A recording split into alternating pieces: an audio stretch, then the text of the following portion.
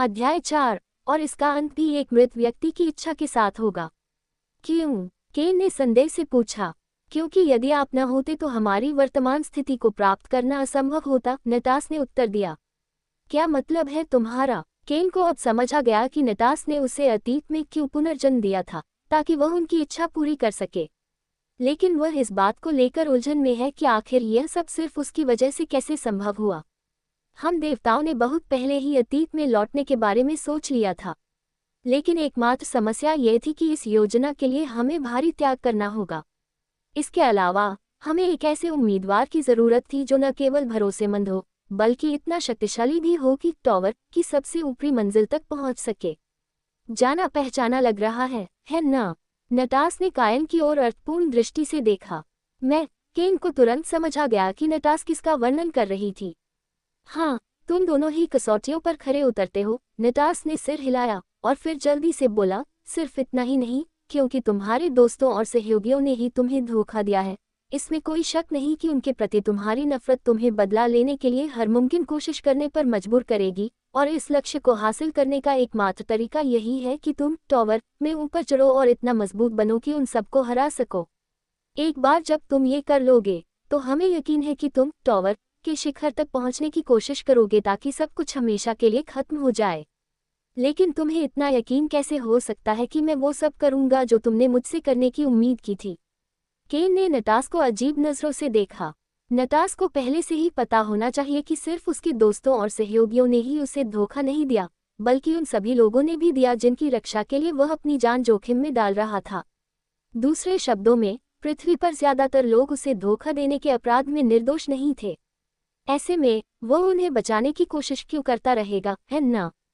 सच कहूं तो इस वक्त उसके मन में यही चल रहा है कि अब जब उसे सब कुछ नए सिरे से शुरू करने का एक और मौका मिला है, उन पुराने दोस्तों और साथियों से बदला लेने के बाद जिन्होंने उसे धोखा दिया था, अब वह एक सुकून भरी जिंदगी जिएगा और उन बदमाशों के अलावा किसी और की परवाह नहीं करेगा। नहीं, उन नए साथियों की, जिन्होंने उसके साथ मौत के मुंह में जाने का फैसला किया, और शायद उन लोगों की भी जो भविष्य में उसके बदले में उसकी मदद करेंगे।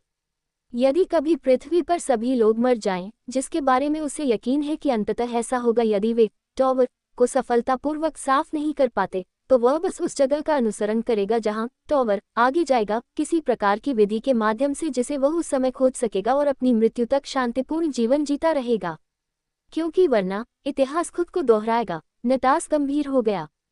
केन के अचानक स्वर बदलने पर उसने तुरंत इस मामले को पहले से कहीं ज्यादा गंभीरता से लेने का फैसला किया, इस डर से कि उनका एकमात्र मौका भी नाकाम हो जाएगा और गायब हो जाएगा।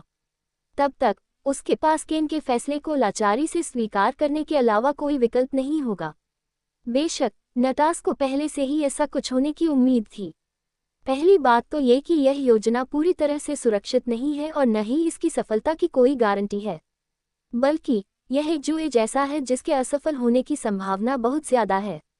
उदाहरण के लिए, अगर सभी मानदंडों पर खरा उतरने वाला व्यक्ति बदले की भावना से अंधा हो जाए, तो निस्संदेह यह उसके लिए असफलता का संकेत होगा। केन ने व्यंग्यात्मक लहजे में जवाब दिया, कौन सा इतिहास? वह इतिहास जो मैंने पहले अनुभव किया था, या ये कि टॉवर इस दुनिया से निपटते ही किसी दूसरे ग्रह पर चला जाएगा? जो भी हो, मुझे इससे कोई फर्क नहीं पड़ता। इस समय मेरे लिए सिर्फ एक ही चीज मायने रखती है, वह है अपना बदला लेना। मैं समझ रहा हूं कि आप क्या कहना चाह रहे हैं, लेकिन क्या आपको सचमुच लगता है कि टॉवर को पता नहीं है कि हम अतीत में लौट आए हैं? आखिरकार हम टॉवर के अंदर गायब हो गए हैं। अगर उसे अभी पता नहीं भी चलता, तो भी ऐसा होने में बस कुछ ही समय लगेगा, नटास ने धमकी भरे लहजे में चेतावनी दी। नटास की बात सुनकर केन भी तुरंत गंभीर हो गया। घबराते हुए उसने पूछा, जब टॉवर को पता चलेगा कि हमने क्या किया है, तब क्या होगा? ये समस्या को ठीक करने के लिए अपना एकमात्र अवतार भेजेगा। और वह अवतार असल में कौन है? केन ने पहली बार सुना था कि टॉवर में कोई अवतार है।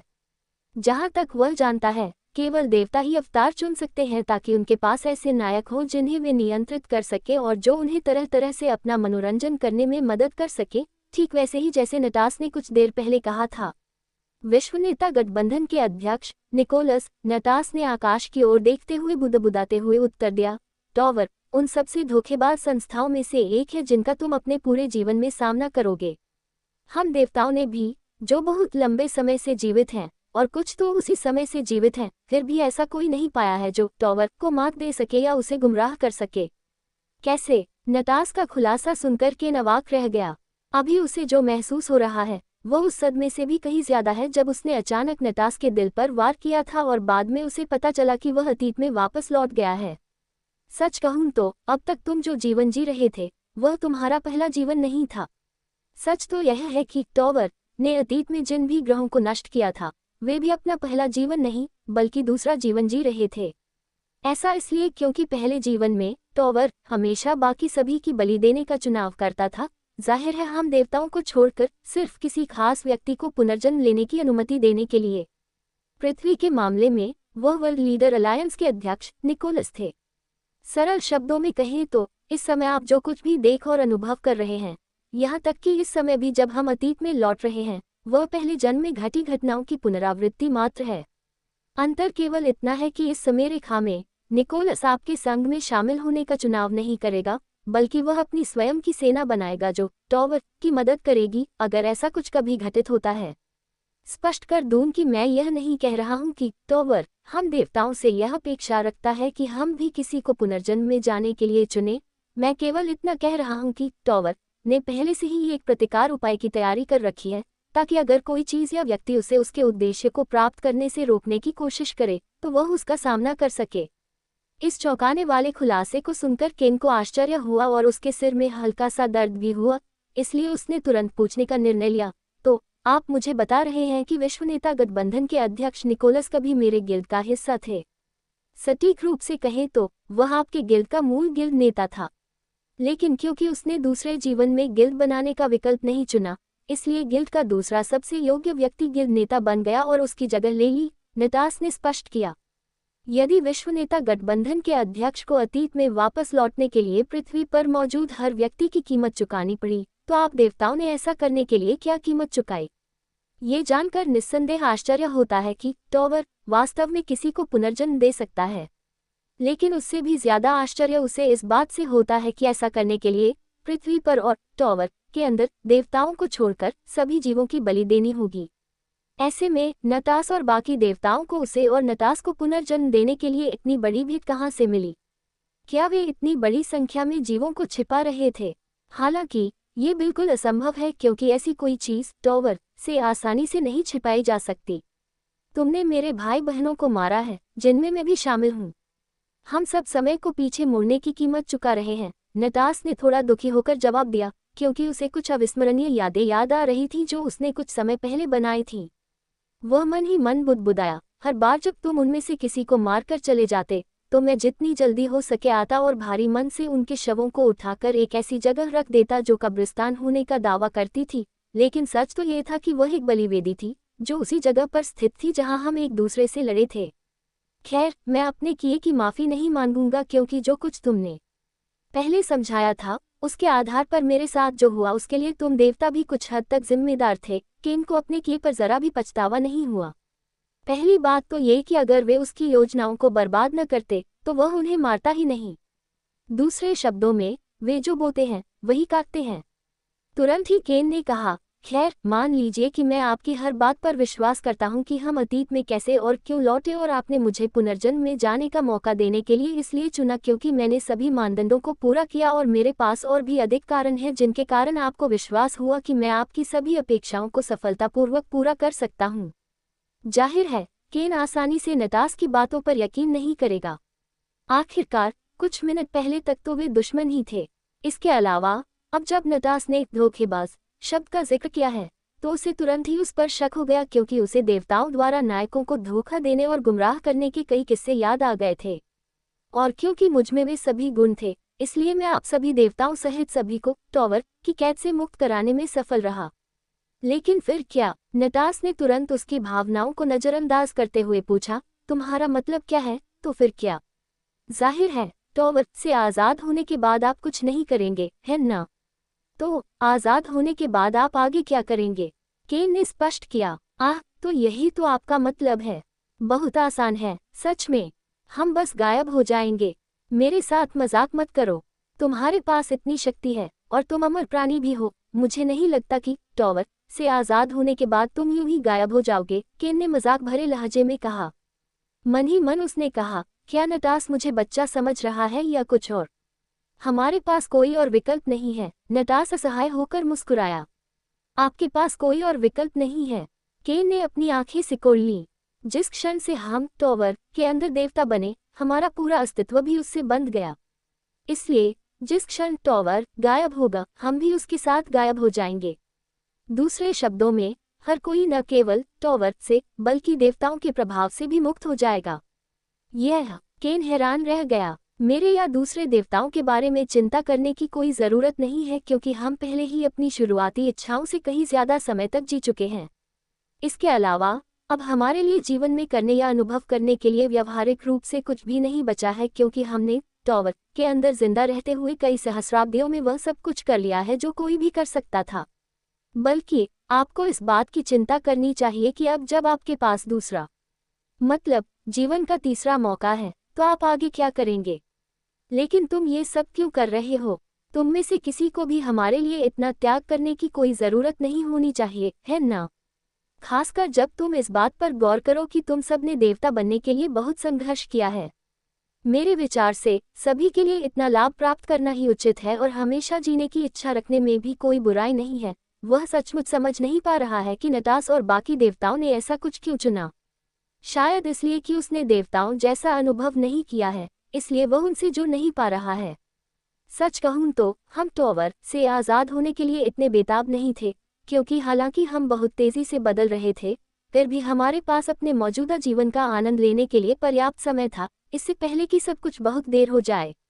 हमारी मूल योजना में हमने टॉवर से आज़ाद होने के लिए सब कुछ करने का फैसला करने से पहले एक आखिरी सहस्राब्दी जीने की सोची थी। नटास ने रुककर केन के चेहरे को देखा, मानो उसे कोई ऐसा व्यक्ति याद आ रहा हो जो बिल्कुल केन जैसा ही दिखता था, बस वह उससे कहीं ज्यादा उम्र का था। लेकिन इस ग्रह पर हमारे पहले जीवन के दौरान एक अप्रत्याशित मुलाकात के कारण हमारी मुलाकात एक ऐसे व्यक्ति से हुई जिसने हमारी राय बदल दी। याद है मैंने अभी क्या कहा था कि क्योंकि निकोलस ने आपके गिल्ड को बनाने का विकल्प नहीं चुना, इसलिए दूसरा सबसे शक्तिशाली सदस्य नेता बन गया। हाँ, और मैं यह मानकर चल रहा हूँ कि गिल्ड में दूसरा सबसे योग्य व्यक्ति कोई और नहीं बल्कि मैं ही हूँ, इसीलिए मैं गिल्ड का नेता बना। आप यह मानकर पूरी तरह से गलत हैं कि मैं जिस व्यक्ति के बारे में बात कर रहा हूँ वह आप ही हैं। नटास ने अपना सिर हिलाया। मैं तो बस आपके तर्क का अनुसरण कर रहा हूँ। यदि आप कहते हैं कि मैं गलत हूँ, तो आप इस तथ्य को कैसे समझाएंगे कि मैं गिल्ड लीडर बन गया? मुझे सच में उम्मीद नहीं थी कि कभी तुम्हारी मूर्खता भी देखने को मिलेगी। हाँ हाँ हाँ। नटास हंसा। पृथ्वी का सबसे शक्तिशाली नायक, पुनर्जन्म का मौका पाने वाले व्यक्ति को हराकर भी किसी गिल्ड का दूसरा सबसे शक्तिशाली व्यक्ति कैसे बन सकता है? अच्छा, अब जब तुमने ये बता दिया। केन भी नटास को जवाब नहीं दे पाया। दरअसल वो किसी गिल्ड का दूसरा सबसे ताकतवर इंसान कैसे बन सकता है, जबकि असल में पुनर्जन्म ले चुका कोई भी इंसान बिना किसी चालबाजी और योजना के उसे हरा नहीं सकता। अगर ऐसा होता तो क्या वर्ल्ड लीडर अलायंस के अध्यक्ष निकोलस की बजाय टॉवर के लिए उसे चुनना ज्यादा बेहतर नहीं होता? मैंने जिस दूसरे सबसे शक्तिशाली व्यक्ति का उल्लेख किया, वह कोई और नहीं बल्कि आपके पिता थे। मेरे पिता? लेकिन कैसे? क्या आपने अभी अभी यह नहीं बताया कि दूसरा जीवन पहले जीवन की पुनरावृत्ति मात्र है, सिवाय इसके कि एक व्यक्ति कुछ और करेगा जो उसके पिछले कार्य के विपरीत होगा, जिससे समरेखा में एक अज्ञात चर निर्मित होगा? हालांकि वह व्यक्ति जो करने जा रहा है, उससे पहले जीवन में घटित कुछ बातों में संभवतः परिवर्तन आएगा, तथापि यह इस हद तक नहीं होना चाहिए कि मेरे परिवार में कौन रहेगा और कौन मरेगा, है ना? हाँ, निकोलस, तुम्हारे परिवार में कौन रहेगा और कौन मरेगा ये बदल नहीं सकता, भले ही उसे भविष्य में क्या होगा इसकी पहले से जानकारी हो, क्योंकि जब वह घटना घटी थी तब वह टॉवर के अंदर ही था। नटास ने सिर हिलाया। लेकिन उसे इस बात से कोई लेना देना नहीं है कि पहले जन्म में तुम्हारे परिवार में जो 2 लोग मरे थे वे तुम और तुम्हारी माँ थे, और दूसरे जन्म में वे तुम्हारे माता और पिता बन गए। तो फिर यह कैसे संभव है? केन इस अप्रत्याशित रहस्योद्घाटन से हैरान रह गया, क्योंकि तुम्हारे पिता ने यह इच्छा व्यक्त की थी कि तुम दूसरे जन्म में टॉवर में नहीं बल्कि मेरे पास रहो, क्योंकि वे मेरे अवतार थे। और उस क्षण मुझे एहसास हुआ कि अगर सब कुछ एक मृत व्यक्ति की इच्छा से शुरू हुआ था, तो क्या ये सही नहीं होगा कि सब कुछ एक मृत व्यक्ति की इच्छा से ही समाप्त हो? अध्याय 5, टॉवर का एकमात्र दोष। अगर तुम इसे इस तरह से रखो तो मुझे लगता है कि यह समझ में आता है कि तुम सब कुछ एक ही तरह से क्यों खत्म करना चाहती थी। लेकिन तुमने टॉवर को कैसे बेवकूफ़ बनाया? क्या तुमने अभी नहीं बताया था कि अब भी कोई भी टॉवर को गुमराह नहीं कर सकता? ऐसे में अगर तुम मेरे परिवार की किस्मत बदलने में कामयाब भी हो जाओ तो भी तुम्हारे लिए इसे टॉवर से छिपाना मुमकिन नहीं होगा, है ना? केन को नटास की बातों पर शक हुआ। हाँ, टॉवर से तुम्हारा अस्तित्व छिपाना हमारे लिए संभव नहीं था, नटास ने सिर हिलाया। हालांकि शुरू से ही हमें ये छिपाने की कोई ज़रूरत नहीं थी कि तुम अपने पिता की जगह पर रहते हो, क्योंकि उन्होंने टॉवर के अंदर हमसे यह इच्छा तब की थी जब उन्हें पता चला था कि टॉवर गुप्त रूप से निकोलस को पुनर्जन्म में भेजने की योजना बना रहा है। ये जानते हुए उन्होंने निकोलस के अतीत में वापस लौटने के अवसर का उपयोग अपने बच्चे को जीवन का अनुभव करने का मौका देने के लिए किया, जैसा कि वह और उनकी पत्नी पहले ही काफ़ी अनुभव कर चुके हैं। चलो फिलहाल मेरे पिता के मामले को नज़रअंदाज करते हैं। कहानी का दूसरा पक्ष चाहे कितना भी लुभावना क्यों न हो, केन ने फिलहाल इसे रोककर मुख्य विषय पर ध्यान केंद्रित करने का निर्णय लिया। तो आप मुझसे ये कहना चाह रहे हैं कि टॉवर को मेरे अस्तित्व के बारे में पता था, लेकिन वह इससे परेशान नहीं होना चाहता? नटास ने सिर हिलाया। बिल्कुल नहीं, टॉवर उस पल से तुम्हारे अस्तित्व को लेकर बहुत सतर्क था जब उसने तुम्हारे पिता की इच्छा पूरी करने पर सहमति जताई थी, इसीलिए उसने अपने अवतार को आदेश दिया था कि वह तुम्हारे साथ किसी भरोसेमंद व्यक्ति को नियुक्त करे ताकि अगर कभी तुम उनके लिए खतरा बनने लगो तो वे तुम्हें आसानी से खत्म कर सकें। तो यही वजह थी कि वर्ल्ड लीडर अलायंस के अध्यक्ष और मेरी पत्नी ने मुझे मारने की साजिश रची। केन को आखिरकार समझ आ गया कि उसकी पत्नी और उसके पिता ने पहले देवताओं से संपर्क क्यों किया और उसे खत्म करने के लिए गठबंधन का प्रस्ताव क्यों रखा। ऐसा सिर्फ इसलिए नहीं था कि ऐसा करने से उन्हें कोई फायदा या लाभ मिल सकता था, बल्कि यह तो बस एक बोनस था जो उन्हें उसके जाने के बाद मिलने वाला था। बल्कि उसे खत्म करना मुख्य रूप से उनकी जिम्मेदारी थी, नटास ने आगे बताया। अधिक सटीक रूप से कहे तो टॉवर ने यह निर्णय लिया कि वह अज्ञात चर को समाप्त करने में हमारी मदद कर सकता है। ऐसा करने से उसे अब उस संभावित परेशानी की चिंता नहीं रहेगी जो आप अभी भी अज्ञात भविष्य में उसके लिए ला सकते हैं। तो चाहे मैं कुछ भी ऐसा करूं जिससे टॉवर को खतरा हो या न हो, वह फिर भी चाहता था कि मैं चला जाऊं। क्या आप यही कहना चाह रहे हैं? केन को विश्वास नहीं हुआ। मुझे ऐसा लग रहा है, लेकिन हाँ, उस समय टॉवर यही सोच रहा था। नटास की बात सुनकर केन बस एक लंबी आह भर सका कि टॉवर उसके और उसके परिवार के साथ कितना अन्याय कर रहा था। इसने दूसरों की इच्छा पूरी की कि वे सब कुछ फिर से शुरू करने का एक और मौका पाएं, लेकिन इसने उसके पिता की इच्छा को नज़रअंदाज करने का फैसला किया, जबकि उनके पिता अपनी जिंदगी के बदले दूसरी जिंदगी दे रहे थे। और हाँ, ये भी सच है कि यह सिर्फ एक जिंदगी थी। कितनी विडंबना है, केन ने मन ही मन बुदबुदाया। एक तरह से यह उम्मीद के मुताबिक ही था, क्योंकि यह बिल्कुल वैसा ही था जैसा टॉवर ने उन लोगों को चुनने के लिए किया था जो एक और मौका पाने के हकदार थे। इसलिए वह यह मानने से खुद को नहीं रोक पा रहा है कि शायद टॉवर द्वारा उसे मारने की असली वजह यह थी कि वह देखना चाहता था कि क्या उसे भी जीवन में एक बार मिलने वाले इस मौके का हक है या नहीं। अगर सच में ऐसा है तो उसने उसे इतने सालों तक जिंदा क्यों रखा? उसे टॉवर में आखिरी बार प्रवेश करने से पहले और देवताओं द्वारा अपने पिता की जगह जीने का मौका दिए जाने के बीच कभी भी किसी चुनौती से गुजरने के लिए मजबूर कर सकता था। ऐसे कई पल थे जब टॉवर उसे चुनौती दे सकता था, लेकिन फिर भी उसने वही समय चुना जब देवताओं ने उसे मारने की साजिश रची। ये बहुत ही संदिग्ध है। टॉवर के ऐसा करने के पीछे कोई और वजह जरूर रही होगी। हालांकि यह अकेला मामला नहीं था, नटास ने अचानक केन को उसके विचारों से टोकते हुए कहा। टॉवर ने हमारी मदद करने का जो असली कारण चुना, वह सिर्फ इसलिए नहीं था कि वह किसी अनजान चर को खत्म करने में हमारा इस्तेमाल करना चाहता था। तुम्हें और क्या कारण मिला? जैसा कि केन ने सोचा था, चीजें इतनी आसान नहीं थीं कि वह एक अनजान व्यक्ति हो। अगर सिर्फ इसी वजह से ऐसा था, तो टॉवर ने उसके खिलाफ जो तैयारी की थी, वह उससे निपटने के लिए काफी होनी चाहिए थी। आखिरकार टॉवर जब चाहे उसे आसानी से मार सकता था, बस उसकी पत्नी का इस्तेमाल करके, जिसके बारे में उसे उस समय भी पता नहीं था कि वह उसके खिलाफ दुर्भावनापूर्ण सोच रही है। उसकी ओर से किया गया जानलेवा हमला निस्संदेह उसकी जान के लिए काफी खतरा पैदा करेगा, क्योंकि वह कभी उम्मीद नहीं करेगा कि जिस महिला से वह प्यार करता है और जिसे अपनी जान से भी ज्यादा संजोता है, वह अचानक उसे मारने की कोशिश करेगी। अगर किसी अप्रत्याशित घटना के कारण जानलेवा हमला नाकाम भी हो जाए, तो भी उसे कमोबेश चोट लगनी ही चाहिए, जिसका इस्तेमाल वर्ल्ड लीडर अलायंस के अध्यक्ष निकोलस उसे हमेशा के लिए मार डालने के मौके के रूप में आसानी से कर सकते हैं। हालांकि इतने सारे अवसर होने के बावजूद टॉवर ने उसे खत्म करने के लिए देवताओं के साथ सहयोग का प्रस्ताव रखने तक का निर्णय लिया। पहली बार हमने टॉवर को आत्मविश्वास की कमी और डर का प्रदर्शन करते देखा। आप कह सकते हैं कि यह एक खामी है।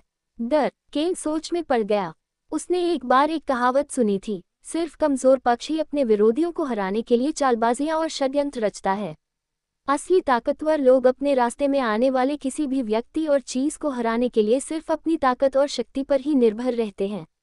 बिल्कुल सही। टॉवर जैसी शक्तिशाली इकाई अपने ही अवतार और अपनी पहले से की गई तैयारी पर भरोसा न करने और यहाँ तक कि दूसरों के साथ सहयोग का प्रस्ताव रखने तक की एकमात्र वजह यही थी कि उसे विश्वास नहीं था कि वह उसे हरा सकती है। और ज्यादातर मामलों में किसी के आत्मविश्वास में कमी का कारण ये होता है कि उसे डर होता है कि किसी से निपटने के लिए उसकी अपनी क्षमताएं ही काफी नहीं होंगी।